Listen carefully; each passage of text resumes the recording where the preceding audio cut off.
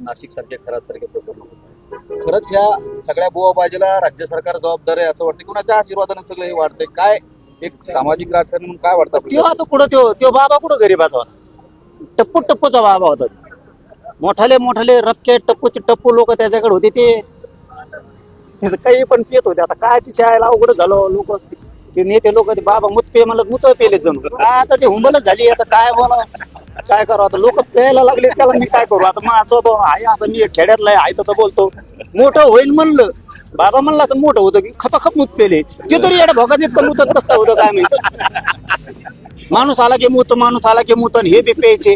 एखाद्याला ते म्हणलं असं मंत्रीपद मिळतंय मुतपी लगेच पेले. मोठं होण्यासाठी लोक काही करू शकते ते मोठाले. गरीब इतके अंधश्रद्धेला बळी नाही पडत. हा, बळी पडत नाहीत गोरगरीब. ते श्रद्धा आहे त्यांची पण अंधश्रद्धा नाही. देवदेवतांना आम्ही पण मानतो पण अंधश्रद्धा गोरगरिबात नाहीये. मोठ्या लोकात लई दिसते होय ते त्याच्यावर लक्षात आलं. त्याच्याकडे सगळे टप्पूचे टप्पूच होते बारीक त्याच्याकडे जातच नव्हता. मस्साजोगच्या पोटनिवडणूक